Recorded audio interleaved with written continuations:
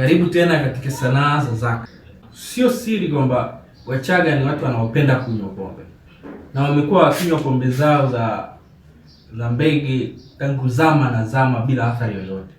Mabadiliko yameanza kuonekana baada ya kuwa introduced hizi pombe za kisasa, makonyagi, sijui high life, sungura, na sasa zile rituals, ile taratibu zilizokuwa zinazunguka unywaji wa pombe, zinakunyweka saa ngapi, zinanywa kiasi gani, kinamna gani, baada ya tukio gani, zile za kunywa mbege zimeendelea hata sasa katika kunywa vinywaji vikali, na tunaanza kuona madhara ya kijamii, kifamilia, ambayo ndiyo basis of the painting of today. Hii story ni ya huyu jamaa. Huyu jamaa ni mlevi, na ulevi umemshika kama unavyoona mrundikano wa chupa hapa, na hii ni bedroom ya kwake.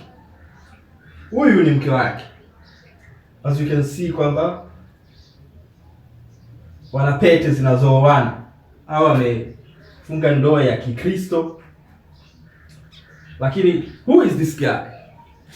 Hii ni story ambayo nilisikia imetokea kijijini kwetu, ya huyu jamaa ambaye alikuwa ni mlevi kiasi kwamba alikuwa anarudi nyumbani kwake, anaenda kulala chini ya uvungu na mgoni wake kitandani, akidhani kwamba nimeongilia labda watu eneo lao, mkewe akiwepo.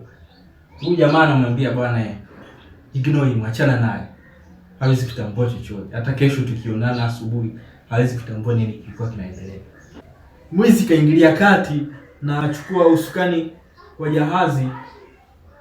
Huyu hana habari, kama ambavyo the title of this painting says, too drunk to tell, kwamba kuna mgeni katika chumba chake ambacho anakaa na mkewe.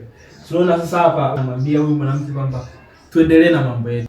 Mama wa watu haamini huyu ni mume wake, lakini hatambui situation. Kwa hiyo pombe, unaona kwamba mapenzi yake ambayo yalikuwa kwa mkewe hizi amehamia katika pombe, kiasi kwamba hawezi tena hata kutambua what's going on inside his own bedroom. Jamaa anaendelea tu kula matunda ya shamba la wengine. He can't believe it. Unaona jinsi gani ming'ao ya ahadi zao za kidhahabu haifaidi chochote zaidi ya kuwa excited tu ya kunururisha hii situation ambayo it's quite sad. But if he is happy with the booze, he is happy with her, and she is happy with him, who else can you blame?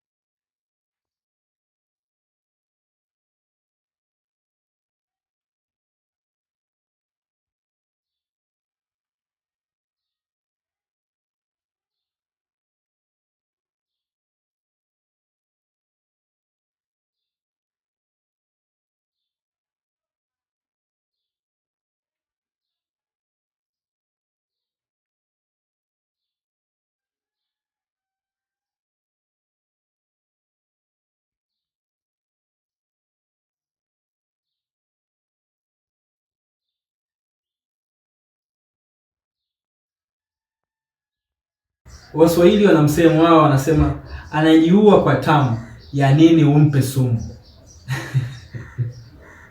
Anajiua kwa chungu, ya nini umpe vitamu? Thank you. Asanteni, endeleeni na video zingine za sanaa ya Zaka. Cheers.